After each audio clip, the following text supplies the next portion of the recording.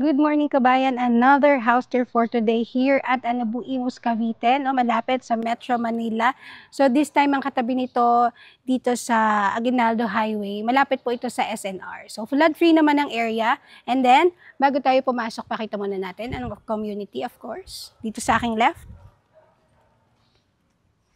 And ito naman sa aking right side. Okay. Before tayo pumasok sa loob, i-follow nyo muna ako sa aking social media accounts and of course, subscribe to my YouTube channel para lagi kayong updated on upcoming pa nating house tour videos like this one. So, ang ating featured property kabayan is this 3 bedrooms. Facing west ito and then around 7 meters ang kaniyang frontage. So, meron siyang 2 sets of gate. We have the pedestrian gate and our vehicular gate here on the side. So, makikita nyo elevated itong property na to. Kasi may mga steps tayo dyan na pataas. So, tara. Here, on entrance, meron ka syempreng doorbell na may concrete na bubong and then customize ang iyong house number. So, dito sa pinaka-sidewalk, meron niyang parang outside garden. So, pwede ka magtanim-tanim dyan. So dito, gano'n naman mostly dito talagang dapat meron kang tanim sa tapat ng bahay mo for greenery maintenance of this subdivision. So tara, pasok tayo sa loob. So as you can see, napansin nyo ang ating facade. So dito sa pinaka-front, ayan, so nagmamadali ako pumasok, diba? So dito sa pinaka-front, para siyang naka-deco stone and then very minimalist yung kanyang color na ginamit. Kasi, parang light gray and then dark gray. So, two-tone. And then, sa base color naman ng house, more of white ang kanyang paint. Okay, upon entrance kabayan, naka non-skid tiles na ang ating pathway here. On my left side, meron ka ditong malaking inside garden. So, kasama na itong tanim na ito.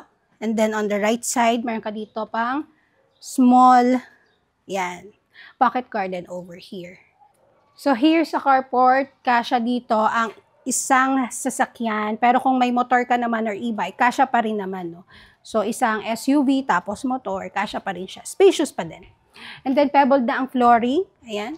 No, base paint dito sa harap is white color. Single attach ito. So andito yung setback niya sa right side. And meron na siyang fence, of course. So, ang fence niya, ang height nito, hanggang dito ko. So, ang aking heels nasa around 2 inches. Then, ang height ko is 5'2". So, ito yung height ng fence. Then, over here on this side, meron kang storage space. Yan, may storage area ka pa dyan. Pwede ka maglagay dyan. And then, para dito sa service area, naka-tiles na din ang flooring yan. Here, andito yung ating mga saksakan for your washing machine or dryer. And then, check natin kung may tubig. Okay, may tubig. Ayan. May tubig siya. So, utility area, dyan mo pwedeng ilagay yan. Then, this is the service area for the service counter. Naka-tiles na ang iyong service counter. And then, meron ka pa ditong space sa side na to. So, yan. Pwede ka pang maglagay ng something dito no, sa space na to. And this door will lead you to the kitchen area. Pero pumasok tayo syempre sa main entrance door, no? Tara. Ayan, future home buyers, pumasok ka dito sa iyong tahanan. Ano? Bago natin pasukin ng loob, pakita ko lang na ang iyong door lock dito ay nakakipad niyan. And then stainless na ang iyong door. So ang iyong wood is solid wood naman. So tara, pasok dito. Open layout ito kabayan. 60 by 60 ang tiles na ginamit. And then on the right side, andi dito yung powder room mo. So from floor to ceiling ang tiles. Ayan. Meron ka na ditong lavatory and may mirror ka na din na kasama. Copper free ang mirror na yan. And then, bago tayo mag-proceed sa living area, dito muna tayo sa kitchen area. So dito sa kitchen area, itong door na to, yan yung sinabi ko kanina, will lead you to the service area mo. And then, this will be your kitchen area. So, meron ka dyang complete sets of drawers, and meron ka ding cabinets, of course, kitchen rack cabinet. Meron kang overhead and base cabinets. Naka-granite tiles na rin ang iyong kitchen counter. And ang iyong sink dito ay made up of quartz stone, and then modern na din ang iyong faucet dyan. So for the backsplash, dark gray ang color. Ayan. So bagay naman siya sa color ng iyong granite tiles kasi dark gray, parang marble ang iyong granite tiles, and then yung backsplash mo is dark gray din ang color. So para sa akin, nag-synchronize naman, no? Bagay naman ang kaniyang kulay. So meron ka ditong space for your microwave. Kung meron kang microwave oven, of course, na bibilin, yan, ilagay mo yan dyan. And, di ko pala napakita ito. Ayan. Ang iyong built-in na gas range. So ang brand niyan is Techno. For the space naman ng refrigerator, dito mo yan ilalagay. So alisin natin itong tanim na ito dahil hindi ito kasama upon turnover. So, turnover, complete finish turnover. Again, open layout po ito. You have a cozy space for your living area. And then, for the lanay, ito naman siya. So, itong sliding door na yan will lead you to this space, which is the lanay area. So, naka-pebbled ang flooring yan. So, ayan, makikita mo. So, ang kapitbahay mo naman ay meron ng fence.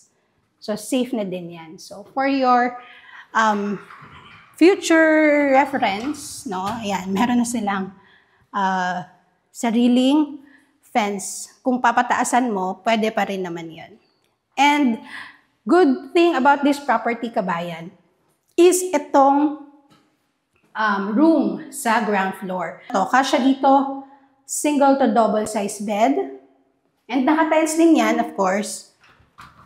And malaki ang window. Ayan. So, meron na din yang sliding screen na kasama upon turnover, of course. And itong bedroom na to ay may own toilet and bath. So, here, pagpasok mo, this space. So, meron ka ditong division na tempered glass para sa iyong shower space. So, may wall niche na din, and ayan, may screen and naka-awning window. So, complete ang iyong fixtures dito sa toilet and bath.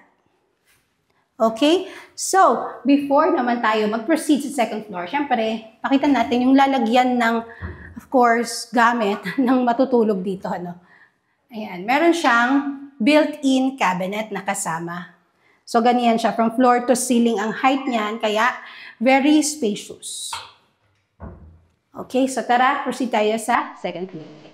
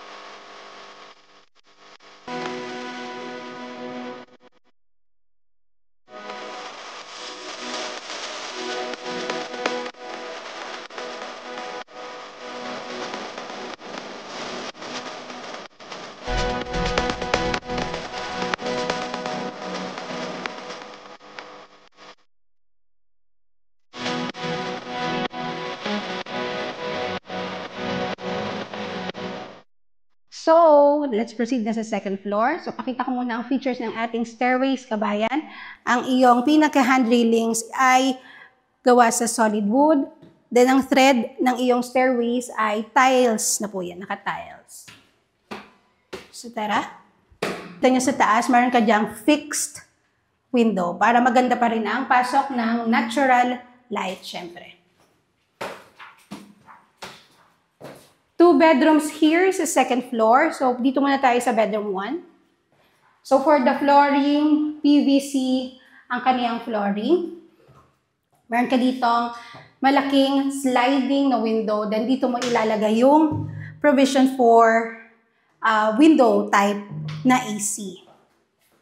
And, meron ka pa ditong awning window. So, talagang maganda ang ventilation. On this side is your vanity area. And meron kang malaking built-in cabinet din.